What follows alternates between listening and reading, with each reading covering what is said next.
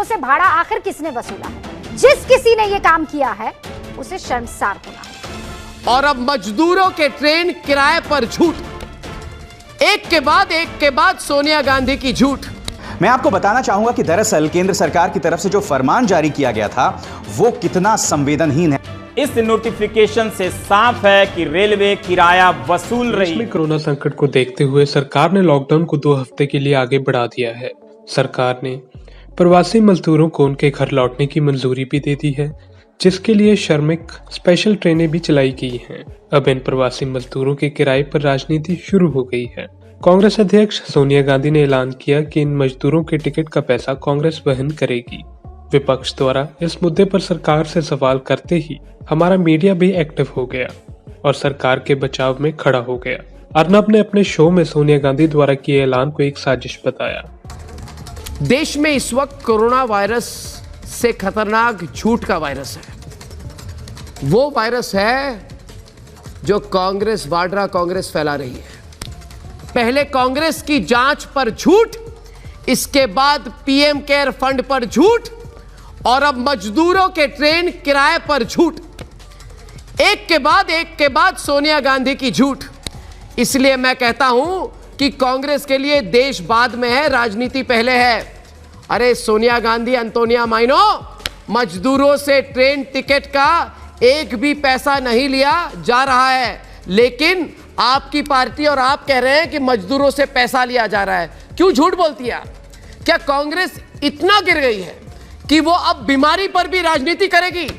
अर्नब का कहना यह है कि सरकार तो मजदूरों से किराया ले ही नहीं रही थी, तो सोनिया गांधी ने झूठ बोला है। वहीं दूसरी ओर अभिसार शर्मा ने अपने शो में मजदूरों से रेल किराए वसूलने पर सरकार की आलोचना की है और ये भी स्पष्ट किया है कि केंद्र सरकार पहले किराया ले रही थी। मैं आपको बताना चाहूंगा कि दरअसल केंद्र सरकार की तरफ से जो फरमान जारी किया गया था वो कितना संवेदनहीन है। आपकी स्क्रीन पर the local state government authority shall hand over the tickets to the passengers cleared by them and collect the ticket fare and hand over the total amount to railways। यानी कि जो लोग अपने घर की ओर जा रहे हैं, राज्य सरकारें जो हैं उन्हें टिकट्स देंगे और उन्हीं पैसेंजर्स को टिकट्स देंगे जिनका नाम उन्होंने क्लियर किया है, और जो पैसा इनसे इकट्ठा होगा वो जाएगा केंद्र सरकार को, यानी कि भारतीय रेलवेज को। अब तक तो आपने यह फरमान जारी किया हुआ था, मगर जैसे ही कांग्रेस अध्यक्ष सोनिया गांधी ऐलान करती है उसके बाद केंद्र सरकार का दिल पसीजता है और फिर वो ये ऐलान करते हैं। 1 मई को ही गृह मंत्रालय ने अपने नोटिफिकेशन में साफ कर दिया था कि श्रमिक स्पेशल मुफ्त नहीं है। किराया किस तरह से लिया जाएगा, रेलवे दिशा निर्देश जारी करेगी। 2 मई को जब रेलवे ने दिशा निर्देश जारी की तो उसके पैराग्राफ नंबर 11 में विस्तार से बताया गया है कि रेलवे जहां जाना है वहां का टिकट छापेगी, उसे स्थानीय राज्य सरकार के अथॉरिटी को दे देगी। स्थानीय राज्य सरकार की अथॉरिटी यात्रियों को देगी और किराया लेगी। किराया का पैसा रेलवे को देगी। इस नोटिफिकेशन से साफ है कि रेलवे किराया वसूल रही है। तो आपने देखा किस तरह हमारा गोदी मीडिया सरकार की ढाल बनकर सामने आया है और विपक्ष को झूठा बता रहा है ताकि सरकार से इन मुद्दों पर कोई सवाल ना करे। बाकी गोदी मीडिया पत्रकार भी इस तरह विपक्ष को झूठा बताने में लगा हुआ है। सीधा सवाल क्या है? भूखे मजदूरों से भाड़ा किसने वसूला?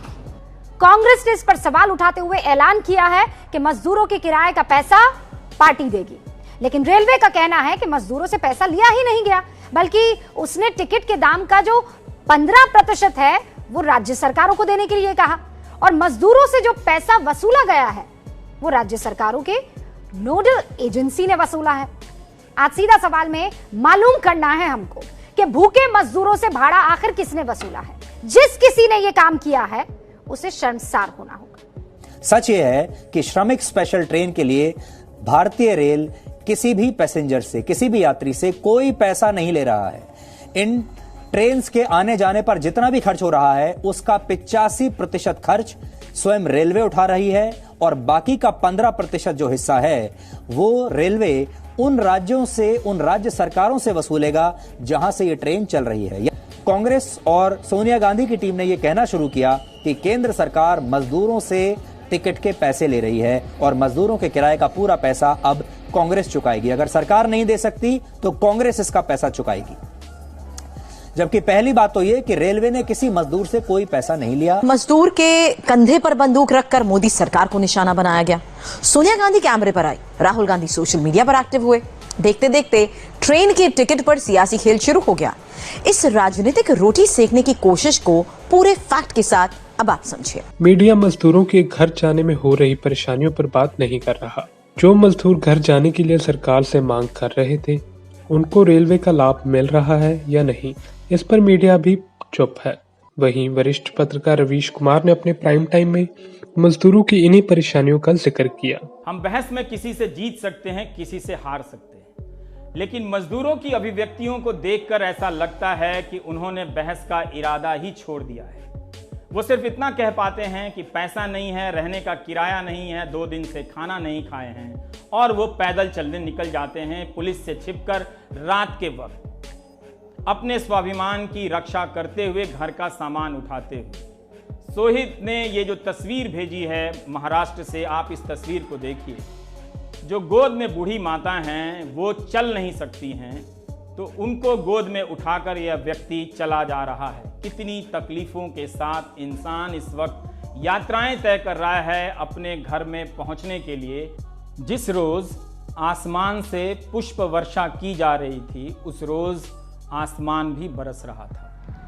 ये वीडियो 3 मई की रात की। सारा घर उठाकर अपने गांव जा रहे लोग हैं। रिकॉर्ड करने वाले कैमरे की तरफ किसी ने मुड़कर भी नहीं देखा है। अभिसार शर्मा ने भी मजदूरों को हो रही परेशानियों का जिक्र अपने शो में किया है और सरकार से कुछ जवाब मांगे हैं।